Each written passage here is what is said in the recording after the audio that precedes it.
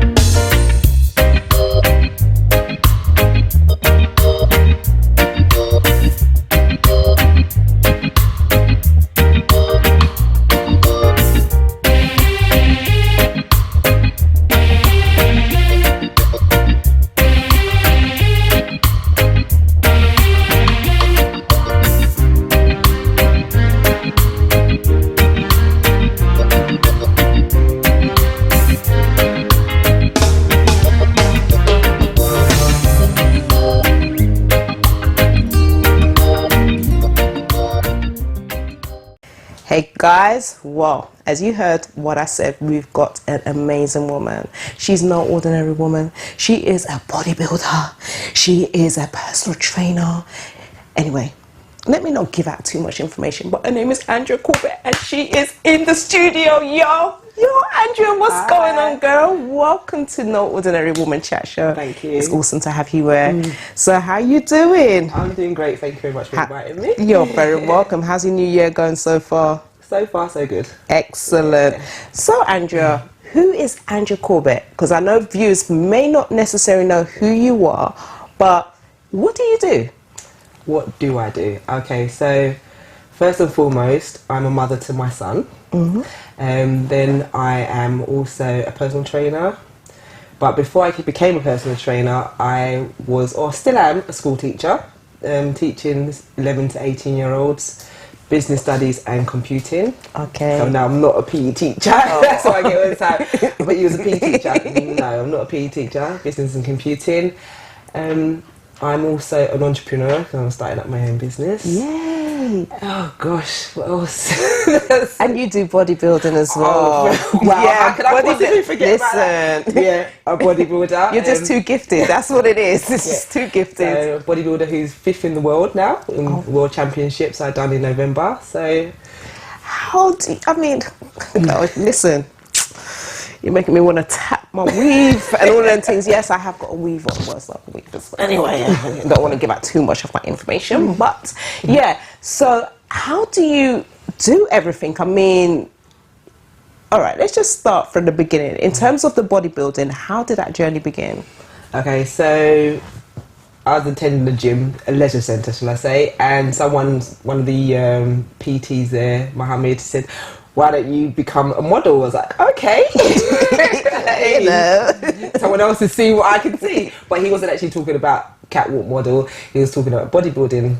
So I looked into it, done my research, and I was like, okay, I was up for a challenge, I'll give it a go. Prior to that, in the November 2013, I wanted to do some kind of body transformation, but that body transformation wasn't bodybuilding, but I just wanted to change my body in terms of like, I thought I needed to lose weight as women do. But he approached me in, say, February 2014, and as I said, I've done my research, and that's when it all began. You know, went and trained with a few PTs and done more research into say, okay, I'm going to do a show. What show am I going to do? The first show I came up with was the UK BFF Stars of Tomorrow, so which meant that it wasn't a qualifying show, so it was just for for people that are first timers and want to see what it's like on stage. Okay. And I done that. I came third in that show. Well done. Yeah, very happy with that. And then I went on to do the UKBFF Nationals. Now that was a showstopper, literally. But rewind back before that, getting into bodybuilding is, I talk about it as if it was, oh yeah, done that. It's not easy at all. The preparation, in terms of your lifestyle, food. I was at work at the time, so managing 2 departments, marking schoolwork, and having to go to the gym before and after work. So was your teacher at the time doing it to it? Yeah. Oh my God. Yeah. And then that was a couple of years, and my son was still at school himself as well, so getting him through schooling. So it was juggling, but for me, I work best when I'm juggling and feeling busy, feel like I'm doing things. So it worked well. It had its bad times. When I say bad times, not bad, but it had its challenging times, where it's like, can I do this, can I do that? But obviously I did. And yeah, it's made me a stronger person in terms of, it's made me more disciplined, especially with my eating. I've got a really bad sweet tooth. Oh gosh, me if I've listened. I could sit down, I'm all or nothing. So it's either, if I buy a packet of biscuits, I can't I save them now. I've got to eat them all. So by doing this now, it's like, okay, you've got a competition in such and such weeks. It will show that you've ate those biscuits, so just put them down. So it's helped me with my eating habits a lot. What else? Yeah, just managing time and just everything else. And then with them, I don't know, do I mention depression now? Whichever. I mean, but what I was going to say is, I was going to interject and say that, so it just sounds like it just also gave you discipline as well. Do you know what I mean? Because obviously from doing things that you would do normally, having to eat sweet tooth, want to just yam down the whole pack of biscuits, them ways there, but now all of a sudden, could even biscuits be even a part of the diet? Do you get what I'm saying? Let's read the packet, let's see where the protein is in the biscuit. There isn't any. Do you understand what I'm saying? So now it's like retraining the way of thinking of how you do. How was that? I mean, coming from the background where I could just eat anything and you still look good, I thank you, but then being on stage, looking good on stage is different from just a regular lady looking good. There's particular things that you have to have in terms of your muscularity. So it was that for me was the biggest transformation. Then next came the body transformation. I've never had muscles, so I didn't know what it was like. And then having the negative feedback from family and friends, about the fact, oh, don't get too big, or why do you want to look like that? And, it's like, do I really want to look like this? And then after a while, it does actually get to you. It plays on your heartstrings a bit, because you're thinking, okay, you think you're doing something good, and I was doing something good, like going to the gym, being healthy, and then you've got these people that are meant to be really close to you saying to you, oh, why do you want to do that? Why are you spending so much time in the gym? Oh, we're not inviting you out because you can't eat, you can't drink. Oh wow, so the whole social life just kind of like dismissed itself. Yeah, definitely. Because you want to achieve towards a goal. Yeah. I was amazed. I bet you tell me them people are still not in your life. No. Okay, because they were not supposed to be in your journey, obviously, just up to then. Sorry, but I don't mean to diss anybody. Just it wasn't a diss. It was just that thing. We do go through our journeys, and people have to either go with you or they stop at a certain point. Yes, definitely. Stopped at a certain point. So I wish them all the best. Yeah. I don't have any negative feelings, but I had to go forth with what I had to go forth with, and this is my journey. So yeah, definitely. So in regards to you, like crossing over, because obviously you're a bodybuilder now, and you're taking parts in competitions, and you're going for a gold and everything else. But how did you end up doing bodybuilding? What made you want to be a bodybuilder? I mean, did you just always wanted to be a bodybuilder from when you was a child? Did you wake up and say, right, I'm going to be a bodybuilder? No. Obviously, the guy in the gym said you should be a model doing bodybuilding, but for you, that was actually how it was for me. It wasn't, if he rewinds a couple of months before that, even a couple of weeks before that, he said about bodybuilding, as I've always stated, and as no disrespect to any women out there, I can't get that big. You just naturally assume bodybuilding with big ladies and big men, and I didn't categorize myself within that you know, within that remit. So I was like, no, I would have been like, no, until you actually have to go into it, and then you realise the different categories that are within bodybuilding. Right. You know, even a bikini lady, body fit, we're all part of the bodybuilding world. It's, you know, that's just the title that it comes under. So, and there's, like I said, there's different categories of women that are there. But yeah, no, bodybuilding has never been on my things to do list. Yeah. You know, your bucket list. It wasn't on there, not at all. But as I said, as I've started the journey, and my love for it grew, and then the first competition was like, okay, cool, and then going on to the second competition, which was the nationals in April 2014. That was the time when the depression actually kicked in. Right. So for me, bodybuilding has now not just become fun, it's actually become something that's helped me and picked me up and actually saved me type thing, you know.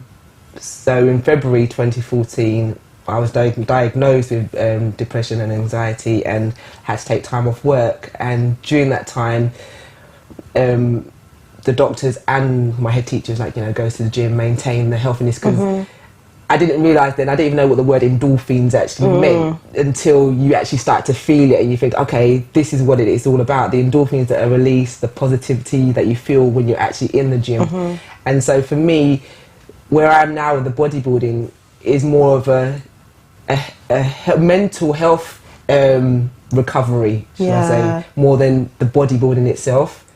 So as I said, in February that happened, and then I was going to the gym all the time, and then the competition was in April, and I was able to spend a lot of time in the gym because that was my safe haven. You know, once I was in the gym, I thought, yes, I can do this. But don't get it twisted, in the beginning it was like I was stepping into the gym and I still have my problems with me in my head, and I couldn't work out properly, and that has a knock-on effect with your training, until one day it clicked. I have to leave my worries at the door, otherwise I'm not going to go forward with what I need to do. Yeah. And the day that clicked, and the day that I started to focus on creating my ultimate self, which is the name of my company, that's when everything started to slowly fall into place. Right. And then as I said, I've done the nationals, and that was a showstopper, literally. Okay, so in regards to the name of your company, just in case, because I just remember could you just explain with Focus Limited what it all stands for, etc.? And so, focus on creating your ultimate self, as I said, came from that point where I wanted to have a business name, and I wanted to have something that meant something to me. And the word focus kept on coming up a lot, and I'm thinking, okay, focus is a good name, but it's all well and being focused. It has to have it has to mean something. And then when I broke it down, and then obviously broke the letters down and said, okay, how can the letters relate to me? Yeah. And that's when over time it started off with different words, and then, you know, put it out there to my friends on WhatsApp. What do you think of that? No, we don't like that word. We don't. Yeah. You know, and it came back in all the focus groups that I put it out to, my own little focus groups that I made. And then I came back and said, what about this? And like, yes, that's the one. Focus on creating your ultimate self is the name. And yeah, from then on, that's been my, you know, I don't know if the right word is mantra, but that's been my goal and my thing that I put out there. Once you start to focus on yourself, with anything in life, not just necessarily sports, but with work, with looking after your children, just looking after yourself, focusing on yourself, and that's just when it's key, isn't it? It's definitely key, because you also start up another organisation, or is it a part of your empire, in terms of like within the community where you're going to be helping, like, say, young girls and women as well, where they can also, you know, get, you know, the educational tools and eating correctly and things like that. How's that going? How did that come about? The community interest company, so I'm really eager. Once I get going, so the community interest company was actually the first thing that I've actually set up, because that was the first thing that I've got all the legal documentation for, and I'm really proud that it's the community interest company rather than my own company, because it's something that I want to give back rather than making a profit from. And so having that as my first company was like, that was empowerment in itself. But I knew that I couldn't do it. I could do it by myself, but I wanted other people on board. And I spoke to this story is funny. So I spoke to somebody that I'm kind of like met over Facebook, and we was texting her, and then she was saying, "What are you doing?" And I said, "I'm setting up this community interest company." And I didn't really know how to explain it, but I told her briefly about what it was like. Helping young females overcome mental health issues and so on and so forth. And she was like, "Oh, I'd like to hear more about it." I was like, "Okay." So we met up for one day for coffee, and she's like. As I was telling her, and we're talking and the way how we're conversing, and I'm thinking to myself, "Oh my God, I want to ask her to come on board, but it's too soon." Like, I'll wait. And then we kept on speaking about it, and then Monica is now on board, and it's like when I asked her, she jumped at the chance. It was like someone else could see my vision. I was so happy. So I was thinking, okay, going down the right tracks there. And then I met another young lady, and just hearing about what she was going through, Temi. So now we got Monica and Temi. So now there's Monica, Temi, and myself now all part of Focus CIC. Right. So you guys are all the team basically. Yeah, the That's team amazing. For Focus CIC. So I've got Focus CIC, which is the community interest company, and Focus Workouts, which is my personal training company. Right. And now my new baby is I Am Focused.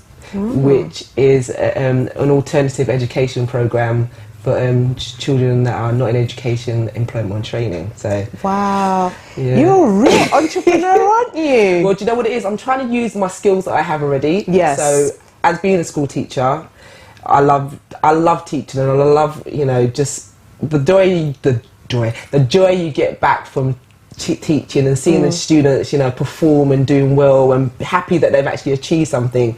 I still want to do that. However, I don't want to do it in the mainstream schools. Right. I want to do it for the students that really need that extra help, and more of a one-to-one, and not being such a big classroom environment. So, and as business studies was one of my subjects, and business studies encompasses a lot of skills, transferable skills that the young people could use, I thought, why not use business studies as a way of helping those students build up on their confidence, skills, the administration skills, just the writing skills, communication, all different skills it encompasses. And part of that, they have to do a motivational workshop, which I'm going to invite maybe even yourselves to come down, just people that they can relate to and see that it is possible to start up your own business, and it is possible to just live your dream and focus on creating your ultimate self. That sounds amazing. And then the other aspect of it is, because I'm a personal trainer now and I'm heavily into the gym, and I know the benefits of the endorphins and the energy and all the goodness of personal training, all the goodness of being in the gym and being healthy. So I'm combining the two. So part of the course that they'd be on is that they have some business studies. We do some business studies course, and we also do personal training. So they have personal training sessions with myself to help build up their confidence even more. So if they have a body issue, then we can overcome that issue as well. Because especially with females, we always want to look at people like this, and we feel that we cover up. Or especially with young girls, I've noticed that they feel that they need to express themselves in a not so positive way. Yeah. Because they feel, ashamed of some kind of body part. So I want to be able to explain to them that they can be more confident about themselves, they can be more independent, they don't have to do certain things that they know they shouldn't do, because they just want to feel what we feel wanted. So I want to just turn that around and be that strong, independent woman. That sounds amazing. So what's the age group is that going to be from? The age group, probably like what I did in secondary school, so from like 11 to 18. Okay. I think the younger the better, because you can, grow them up more. And then when they get to 16, they're still trying to find their way. So I think everyone needs that person to say, to believe in them. Yeah. And I want to be that person. Even if it's for one child, I want to be that person. And I know it's going to be more than one. Of course, definitely. I'm even thinking, I want to be on the program, mate. So I want to be that person. And so as well as the Focus, my Focus companies, I've also just got another one now as well. It's called Babe. Yes, it's all about Babe. I was waiting for you to mention it. Babe, so everything's got an acronym. So be amazing and be empowered, and box. So boxing, you know, relieves a lot of stress. You know, you get all your anger out in the box. Let's just do a few little 1 2 1 2 1 1 2 1 2. Don't forget the footwork. Oh, yeah. 1 2. Yeah. So that's another company that I'm starting up as well. So Babe Box. So I've got a lot on my plate, but as I said, I work well when I'm feeling that I'm doing things. I'm so excited for you, and I'm just so honoured that you're on the show and sharing with our viewers what you're doing, and obviously people can connect with you, but we're not going to touch on the social media just yet. It's coming. But what is the challenges? What challenges have you actually faced? Obviously your journey, I mean, what you're doing is amazing. Thank you. You know, and well done, and I'm just so excited for you, and I'm excited to see the transformation that it's going to be having on the young girls and women as well. But your challenges, because there has been some challenges for you. Definitely. What are those challenges that you occurred? Well, first and foremost, as I mentioned earlier about the depression and the anxiety, that was the biggest challenge. Looking back on it now, how can I don't even know how to do this. So looking back on it now, it's like, okay, it had to happen. Everything happens for a reason. Yeah. But actually, as it's happening, you're not thinking about that, are you? So for me, that was a big challenge because it just basically destroyed me in terms of I was a teacher, the head of department to 2 different subjects, and then all of a sudden I'm up here, and then I've just felt myself crumbling and didn't know how to pull myself back up, and every time I pulled myself back up I was going deeper and deeper, and then I didn't know how to explain it to other people that this is help, this is happening. So that for me was the biggest challenge, not being able to explain that I was actually going through something, because I couldn't explain it to myself. And that's the thing with depression, you know, I'm not sure if the viewers are aware of this. I have been dealing with depression myself, and to be quite honest, I am still going through this. But when you're going through it, it's like, it's so hard to really explain it. Do you know what I mean? But how did you actually go on to the other side? You know, what happened? Because obviously, you know, you're head of 2 different departments. You're going down. I mean, how did you actually deal with it? It was hard because at the time, things at work wasn't happening. Like, I had to do reports, and it was like it's all written in a different language. And I just couldn't grasp how to do it anymore. And I've been doing it for the last 15 years. And it's like, what's happening? So it came to the point where I broke down at work, and cut a long story short, I had to take time off. I got on sick leave, and this was like February, and went to see a counsellor, and I was holding back from telling certain things because I was still not sure about what was going on in my own head, how to process it myself. And then I went back, I think it was like July, well, rewind a bit, was one day I had to go into school, and it took me nearly an hour to get out of the car to go to the car, to go into the school from the car park. I just had this really bad anxiety attack. It's like, and even that was like, okay, I can still do this, I can still do this. Went back to school to try and go back into teaching again in September, and I looked at the screen and I was like, nothing's not resonating. What I've got to do is actually not going through. And I just broke down like inside, and was like, no, I can't do this. But what am I going to do? I can't do this. And it's not a job that you can say, oh yeah, I'll come back to it tomorrow, because you've got hundreds of students and they're relying on me. That's right. And it's like, I felt, and then I treat them as they're my own child. So it's like, I'm letting my children down. And they've got this supply teacher. They went, oh miss, when are you coming back? And I was like, okay. And in the end, I just had to just resign, because, as I said, it's a big burden on you when you've got so many people, so many students relying on you, and you feel, and that in itself was a challenge, because I didn't know how to deal with that now. On one hand, you're thinking, okay, I've got to resign because I can't let these students down, and on the other hand, it's like, but I've got to live. How am I going to do that? Yeah, because you're letting go of stability, you know, money coming in on a regular basis. But to be fair, that was the least of what I was actually thinking about. It was the students were my first and foremost, and it's like, okay, and then my own health. This was actually physically making me feel sick, actually thinking about having to go into work. And I've never felt like that. But And plus you're a mother as well, so how was that effect on your son? Because it's just me and him in the house. Unfortunately, he got the brunt of it. Okay. So like, you know, when you're angry, you're not angry. I wasn't angry at him, so sorry, son. I wasn't angry at him, but I was just angry. And then, because obviously at school you can't let out at school. So when I got home, that was when it just all came out. So even when I'm in the gym, I'm all, and then as soon as I got home, it's like, it's my time to let loose. And unfortunately, because he was the only one there, he most of the time got it.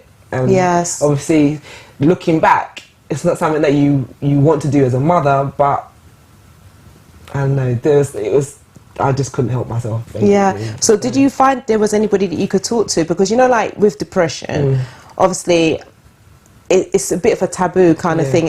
And it is an illness. Do you know what I mean? And because it is an illness, not a lot of people recognize it as being an illness. So it's just like, you know, did you ever find that people will be just like, when they knew that you was going through depression, oh, just get over it, Andrea, you'll get it together. What have you got to be unhappy about? You got this, you got that. So that's what I was making myself think, well, what have I got to be unhappy about? I have got quite a few things, and you know, most things that I could possibly want, but I was still not happy. And talking to people was hard for me. I don't like talking to people just in general about my business kind of thing. And then to trust people as well. Exactly. And because it's classed as a mental health illness, it's like, do they gonna think that I'm, you know? And then one point came last year when I said, you know what, forget all of this. This has to be said. And so I put it out there on Instagram. And then it was like, and I had written, going back a bit, I had written a blog like months before and never actually done anything with it. And I wanted to write a blog, and everyone was, why didn't you write a blog? Like, and as I've stated in my blog, I hate writing. Despite being a school teacher, yes, I know, but writing for me is so daunting. It's like, but I wrote it, and after writing the short Instagram blog, if you want to call it, I put my blog out there, and then it got quite a bit of response. You know, people, oh, I didn't know that happened to you. Oh, the same thing happened to me, and it built up quite a big discussion on Instagram. And I was like, okay, maybe I might just press the send button just to put it out there a bit more, so everyone can see, okay, that this is real. And this is when it actually started to resonate to me, saying, you know what, get out there more, tell people that don't be afraid of it. You know, yes, it is classed as a mental illness, but you're not, you know, as what people class as mental. You know, it just so happens to be classed that way. It's lack of understanding, isn't it? Definitely, it really is. And then the more you get out there, the more people actually trust you and confide in you. And, oh, this actually happens to me, and I take medication as well. And it's just like I become that person again that people not rely on, but can come to. That's the kind of person you're real, Andrea. You're real, and you know, and I'm sure even people that's watching now, the viewers, they can engage with you. Do you understand what I'm saying? You know, you're real, you're keeping it real. Well, what would you say to a young person, a young female, maybe perhaps even a mother who's watching this program right now and maybe going through depression? What would you say to them to encourage that individual? Find someone to talk to. Because I think the more when I started to talk and getting out there, it's like the burden was just being released. Like it was like, wow, okay, I feel a bit more free. And every time I spoke about it, that's why I could speak so much about it now. Because every time I spoke about it, I felt, okay, I'm actually feeling a bit better. And it started to just release the depression and anxiety. Don't get it twisted, it still happens every now and again, but I'm able to manage it a bit more. So yeah, I'll say, talk to somebody and confide in somebody, and focus on creating your ultimate self. Focus on something that you want to do. I know you're going to have that negative voice in your head that says you can't do it, because that person speaks to me quite a bit, but I tend to just ignore that voice and, you know, try and fight through it, and you know, and which has got me where I am today, especially with the bodybuilding, because so many times I wanted to pick up that biscuit, that chocolate, and the Smarties, everything you can think of, but it's that, you know, just I'm focusing on me now. So the focus is on me. My son's a big boy now, so he can fend for himself now. I'm still his mummy, of course, and he's still always my one son, but you know, I want to do me now and do the things that I want to do. But in terms of the bodybuilding as well, for women, no, I started when I was 37, 38. So Okay. it's not something, oh yeah, when if I was a youngster, I'd do that. No, this is the time, this is the right age to do it, because you're more secure in yourself. Yeah. You know what you want. Generally, if you had kids, they might have grown up already. And I'm just generalising because mine had.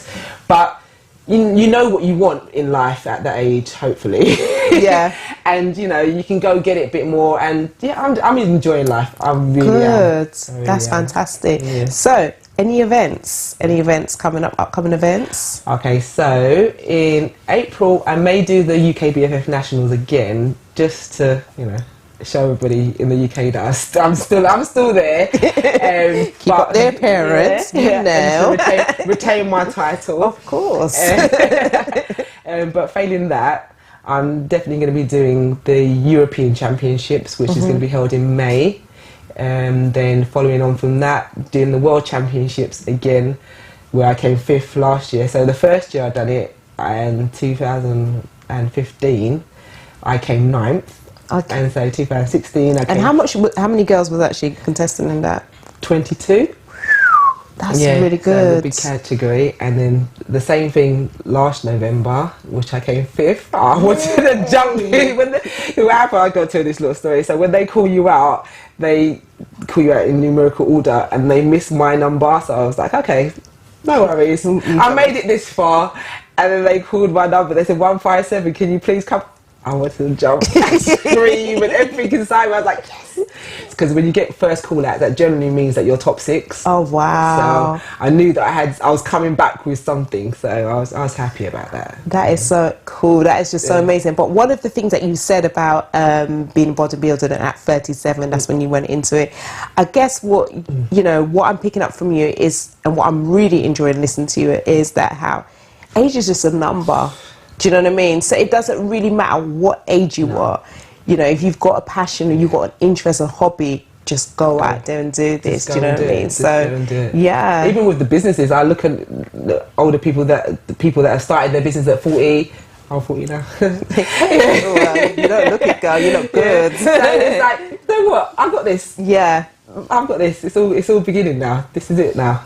Yes, it's your time. And there's even another lady that kind of reminds me of your story. I mean, obviously, it's not the same story, but it's a lady called Wendy Ida, and she's a bodybuilder back in US as well, and she went through domestic violence, and she started her career later on in life. And like yourself, she said, like training saved her. So also what I would even say to somebody that is challenged right now with depression, really try and just go in a gym, either just go for walks or something, release those little things. But believe me, baby girl, jeez, you don't even know what it can do for you. And it's not all just about looking good. No, mentally, it really helps you. So, when you're on that treadmill and you're walking, you can just think about things, positive things. Like, okay, this is my checklist of what I've got to do for the day. And just, even that, writing a little checklist of what you've got to do, just keeping yourself busy and, make you feel, don't make the checklist too long, because then you feel like you've failed if you haven't met everything. Exactly. So maybe just have about 5 things to do. If that, and then say, okay, then I've done that. That's in itself enough. That's positive to do. So. Excellent. So before we go, because we can chat, and that's the reason why it's called Not Ordinary Woman Chat Show, because Kaz can chat. But I'm going to really have to make it come to an end. But how can people connect with you? What's your social media platforms? Okay, so I'm on Instagram, Andrea Corbett, and I'm on Facebook. Guess what? Andrea Corbett. And I'm going to be and I can't talk now. Setting up a YouTube channel. Guess what it's going to be called? Andrea Corbett. But I've also got a YouTube channel with Monica and myself, so that's already set up. But we're going to be travelling around different gyms and are you going to be doing like little workouts so you can keep us people in check with our body? I will be. Thank you, Jesus. In my because I have to plug these two as well. So my gym outfits are normally made by either Get in Shape London, okay, and my tracksuits, or my 2 pieces, shall I say, are Cabriel,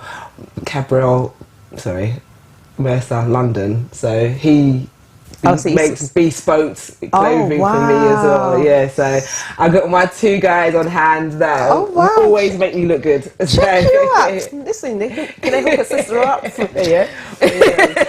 Cammy's actually making me, or CM is actually making me something as we speak now. Really? So I can't wait for that one. Yeah. I'm really intrigued now. But thank you so much for coming on the show. So guys, I know you were blessed because I was blessed completely. I mean, you've heard about, you know, you could be going through challenging situations in life, but you know something, speak to somebody. Don't keep it to yourself, because if you keep it to yourself, it's just going to be more time that you're wasting. And I know it's hard and it's difficult because I've been there and I'm still going through it some days. But really, if you're going through depression, go and seek help. Don't sit there, don't stay there, and please don't do anything to yourself, because I love you and all the women around you loves you too. So until next time, No Ordinary Woman Chat Show, your host all the time. Peace out, Miss Casback, leaving the building. Ciao. Thank you.